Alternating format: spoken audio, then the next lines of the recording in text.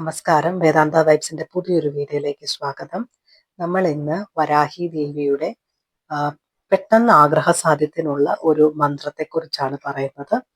അതുപോലെ തന്നെ ഈ ചാനലിലൂടെ പറയുന്ന മന്ത്രതന്ത്ര വിദ്യകളൊക്കെ ചെയ്തിട്ട് തന്നെ ഒരുപാട് പേർക്ക് നല്ല അനുഭവങ്ങൾ ഉണ്ടായി അറിയുന്നതിൽ ഒരുപാട് സന്തോഷമുണ്ട്. എല്ലാവർക്കും വരാഹി ദേവിയുടെ എല്ലാവിധ അനുഗ്രഹങ്ങളും ഉണ്ടായിരിക്കട്ടെ എന്ന് ആശംസിച്ചുകൊള്ളുന്നു. അപ്പോൾ വീഡിയോയിലേക്ക് പോകാം.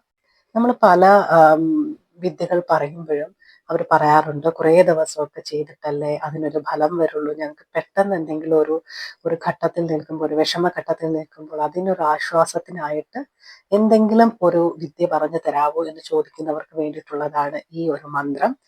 ഈ ഒരു മന്ത്രം നിങ്ങളൊന്ന് കേട്ടാൽ പോലും, അല്ലെങ്കിൽ നിങ്ങളിത് ഒരു ദിവസം ചെയ്യേണ്ട കാര്യങ്ങൾ, ഒറ്റ ദിവസം കൊണ്ട് തന്നെ അത്രയ്ക്ക് ഫലം തരുന്ന ഒരു മന്ത്രമാണിത്. ഇത് ഞാൻ എൻ്റെ ഒരുപാട് ക്ലയൻസിന് പറഞ്ഞു കൊടുത്തിട്ടുള്ളതും അവർക്കൊക്കെ ഒരുപാട് അനുഗ്രഹങ്ങൾ വാരിച്ചൂരി കിട്ടിയിട്ടുള്ളതുമായിട്ടുള്ളൊരു മന്ത്രമാണിത്.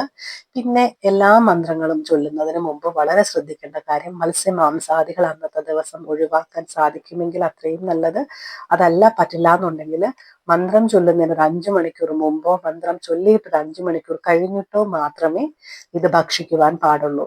അതുപോലെ തന്നെ മന്ത്രവിദ്യകൾ വളരെ നല്ലതുപോലെ ഫലിക്കണമെന്നുണ്ടെങ്കിൽ നമ്മൾ ഒണിയൻ, ഉള്ളി, അതേപോലെ തന്നെ വെളുത്തുള്ളി ഇവയുടെ ഉപയോഗം ആഹാരങ്ങളിൽ കുറയ്ക്കുക. അല്ലെങ്കിൽ മന്ത്രം ചൊല്ലുന്നതിന് മുമ്പ് കഴിക്കുന്ന സാധനങ്ങളിൽ ഉള്ളിയോ വെളുത്തുള്ളിയോ ഇല്ലാതെ ഇരിക്കാൻ നോക്കുക. കാരണം അതൊരു സ്വാത്വിക ഭാവത്തിലുള്ള ഒരു വെജിറ്റബിൾ അല്ല. അതുകൊണ്ടാണ് അവോയ്ഡ് ചെയ്യാനായിട്ട് പറയുന്നത്. അപ്പോൾ മന്ത്രത്തിലേക്ക് പോകാം. ഉച്ഛിഷ്ട വരാഹി ദേവിയുടെ മന്ത്രമാണിത്. ഈ മന്ത്രജപത്തിന് 2 രീതികളുണ്ട്. ഒന്നെന്ന് പറയുന്നത് ഒരു ദിവസം 108 തവണ ചൊല്ലാം. അതല്ല 108 തവണ ചൊല്ലാൻ പറ്റില്ല എന്നുള്ളവർക്ക് 21 ദിവസത്തേക്ക് ഒരു ദിവസം 21 തവണ വീതം ഈ മന്ത്രം ചൊല്ലിയിട്ടും ചെയ്യാവുന്നതാണ്.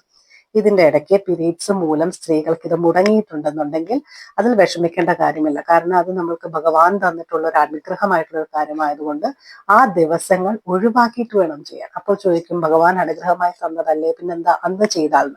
കാരണം പീരീഡ്സ് ആയിരിക്കുന്ന സമയത്ത് നമ്മളുടെ ബോഡിയിൽ ഒരു നെഗറ്റീവ് ടൈമാണ് ആക്ച്വലി അത് എനിക്ക് അത്ര വിശദമായിട്ട് വീഡിയോയിൽ പറയാൻ പറ്റില്ല. അറിയേണ്ടവർക്ക് നിങ്ങൾക്ക് മെസ്സേജ് അയച്ചിട്ട് വെച്ച് കഴിഞ്ഞാൽ കറക്റ്റായിട്ട് പറഞ്ഞു തരാം. അപ്പോൾ ആ ഒരു സമയത്ത് നമ്മൾ ചൊല്ലുന്ന തന്ത്രവിദ്യകളൊക്കെ അതൊരു നെഗറ്റീവായ രീതിയിലേ വരത്തുള്ളൂ. കാരണം നമ്മൾ ഉദ്ദേശിക്കുന്ന ആ ഒരു ദൈവത്തിലേക്ക് അല്ലെങ്കിൽ ആ ഒരു ശക്തിയിലേക്ക് ആയിരിക്കില്ല അത് പോകുന്നത്. അതുകൊണ്ട് തന്നെയാണ് ആ സമയങ്ങളിൽ അവോയ്ഡ് ചെയ്യാനായിട്ട് പറയുന്നത്.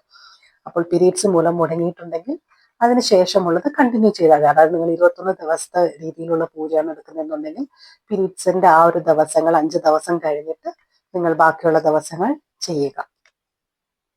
അപ്പോൾ മന്ത്രം എങ്ങനെയാണെന്ന് വെച്ചാൽ, ഈ മന്ത്രം നിങ്ങളൊരു പേപ്പറിൽ എഴുതി വെച്ച് കാണാതെ പഠിക്കാൻ ശ്രമിക്കുക. കാരണം തെറ്റ് വരാതിരിക്കാൻ ശ്രമിക്കുക. അത്ര പവർഫുൾ ആയിട്ടൊരു മന്ത്രമാണ്. അത് നോക്കി വായിച്ചാലും മതി. ഓം ഐം ഗ്ലൗം ഓം നമോ ഭഗവതി ഉച്ഛിഷ്ടവരാഹി ത്രിലോകവശങ്കരി മമ സകല കാര്യം സാധയ സാധയ ഹും ഫട്ട് സ്വാഹ. ഞാൻ ഒന്നുകൂടെ പറഞ്ഞുതരാം. ഓം ഐം ഗ്ലൗം ഓം നമോ ഭഗവതി ഉച്ഛിഷ്ടവരാഹി ത്രിലോകവശങ്കരി മമ സകല കാര്യം സാധയ സാധയ ഹും ഭട്ട് സ്വാഹ. ഇതാണ് മന്ത്രം. ഈ മന്ത്രം രാത്രി 8 മണിക്കും 12 മണിക്കും ഇടയ്ക്കുള്ള സമയത്താണ് ചൊല്ലേണ്ടത്.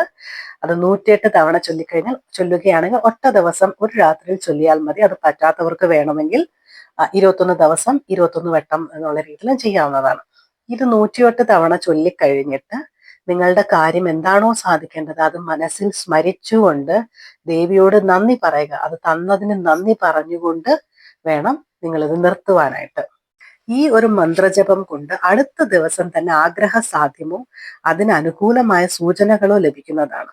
108 തവണ ചൊല്ലാൻ പറ്റില്ലെങ്കിൽ ഞാൻ ഒന്നുകൂടെ പറയാം, 21 ദിവസത്തേക്ക് ഒരു ദിവസം 21 വട്ടം ചൊല്ലാവുന്നതാണ്. ഈ 21 വട്ടം കഴിയുമ്പോഴും ഇതുപോലെ നിങ്ങളുടെ കാര്യസാധ്യം എന്താണോ അത് മനസ്സിൽ സ്മരിച്ചുകൊണ്ട് ദേവിയോട് നന്ദി പറഞ്ഞുകൊണ്ടാണ് നിർത്തേണ്ടത്.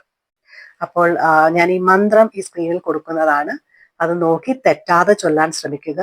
പിന്നെ പരീക്ഷിക്കുവാനായിട്ട് ഒരു മന്ത്രങ്ങളും ചൊല്ലുവാതിരിക്കുക. പ്രത്യേകിച്ച് വരാഹി ദേവിയുടെ മന്ത്രങ്ങളൊന്നും തന്നെ പരീക്ഷിക്കാനായിട്ട് ചെയ്യാതിരിക്കുക. പക്ഷെ സ്നേഹത്തോടെ അമ്മയോടുള്ള വിശ്വാസത്തോടു കൂടി ചെയ്തു കഴിഞ്ഞാൽ അമ്മ ഒരു കുഞ്ഞിനെ നോക്കുന്നത് പോലെ ആ ഒരു വാത്സല്യത്തോടു കൂടി തന്നെ നിങ്ങൾ ചോദിക്കുന്ന ഏതൊരു കാര്യം അമ്മ നിങ്ങൾക്ക് തരുന്നതായിരിക്കും.